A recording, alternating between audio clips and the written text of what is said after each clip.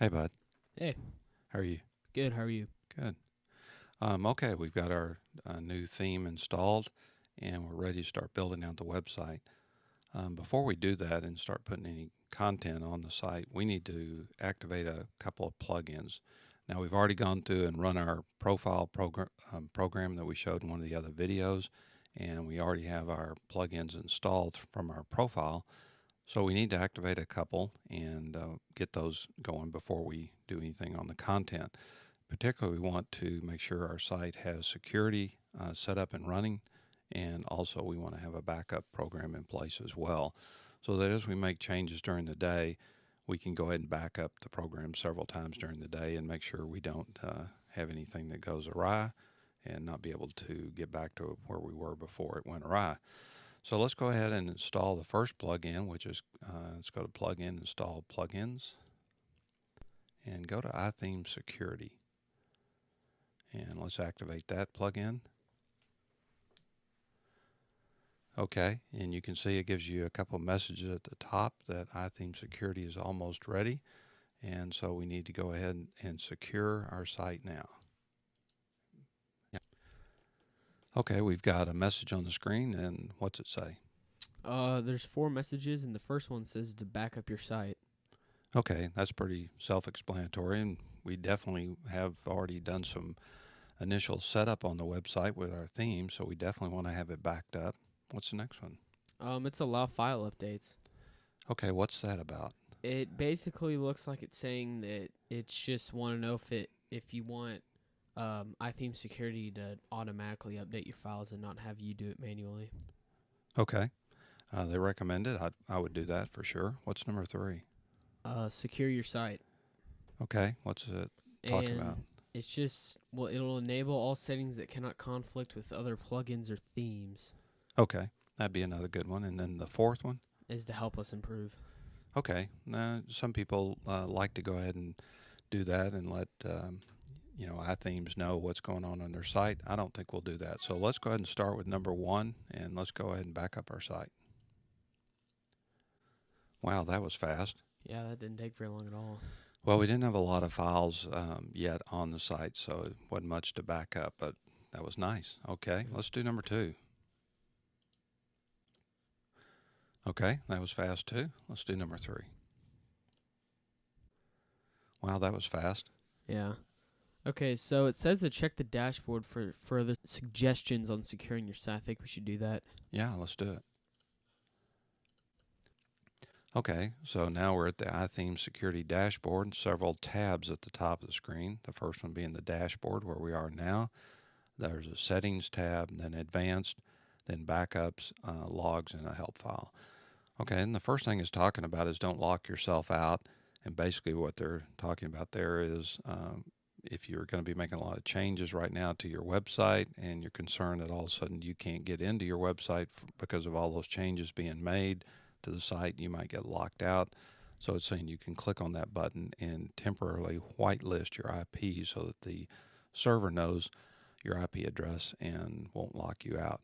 We're not going to do that. I think we're okay. The next thing they talk about on the dashboard page is the getting started video, the walkthrough, and we're going to watch that video next so we can kind of get a good overview. They also have some website security. You can get some pro help, see some of the other support features they have there. The next thing is they give us a list of the security status, and they show us what's a high priority and then a number of things that are medium priority and then some low priorities. And the nice thing about it is it's all color coded, very easy to determine what's a high priority, and then they give you a nice fix it button. So the first thing we're going to do, let's take care of the high priority. We've already kind of mentioned that. We definitely know we need to back up our site on a regular basis. So we're going to fix that and get set up with a backup schedule. Okay, so I brought us to this screen for the database backup files, and you can see the first thing it talks about is backing up the full database. We're going to leave that unchecked. Backup method is currently set to email, which we're going to keep. You also have a choice of set locally and email, or just save locally only. And then it shows you the backup folder on our server that the backup's going to be stored in. Backups to retain. I like to keep 5 backups, so let's change that to 5. Okay, so we want to set that to 5 backups, and obviously we want the files compressed into a zip file. And then let's look at the next feature down, and let's go ahead and schedule our backups, our database backups. Okay, right now it's going to back up the database every 3 days. I like to back up, since we're going to be doing a lot of work right now, I want to back up every day, so just change that to 1 at this point. All right, that'll save our settings. Okay, we've got our backup settings in place, so that put us on the settings tab. So let's go ahead and look at the rest of the settings that they have set up. So we've already talked about the lock yourself out. The next part is some global settings, and the only thing somebody might change here is just the notification email. Ours is currently set to admin, which is what we want, but if you wanted to change that where your information, like your daily backups or any notifications, you could change that email there. Scroll on down. Most of the rest of the settings in this first section here, we'll just leave set as they are. So let's look at the next section. Okay, we're talking about 404 detection. Nothing I would change there. You can enable 404 detection if you want. We're just going to leave it unchecked for now. And the next section is away mode. This is kind of a nice feature.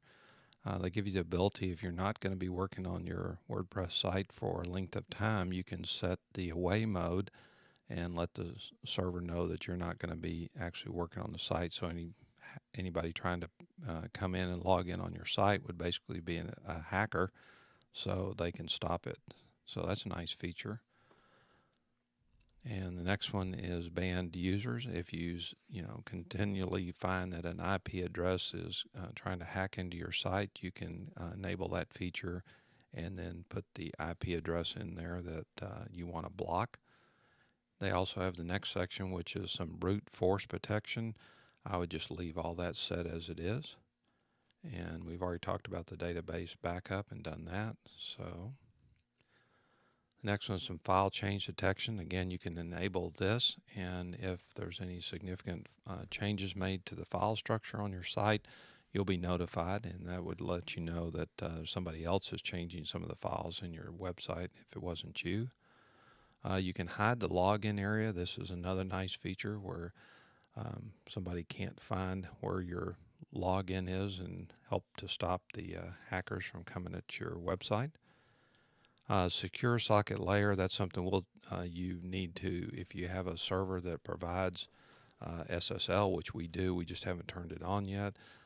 You can go ahead and get that set up here and put some extra protection in place. Strong passwords is something that comes already checked, as you can see, and we want to leave that set up as it is. We definitely want to have any new users have to have a strong password to be able to get in. So often you'll find that people just use something like admin for the username, and then they use password for the actual password. And obviously the hackers know that, and it's built into their bots that come in and try and hack into your website. So you don't want to do that. There's a number of other system tweaks. You can go through those, and anything that you want to make changes on, you just check the box there. A lot of these features that have not been checked off yet, when you go back to the main dashboard tab at the top and click on that, and then go back down to the bottom where we were. Okay, right in there where the medium priority and low priority, by just going through those and deciding which ones you want to enact and put in place, you click the Fix It button. That's going to take care of a lot of the settings that we were just looking at on the settings page. It'll automatically get those set up for you. So that would be our next step, is to go through and review each one of these settings here and make those changes.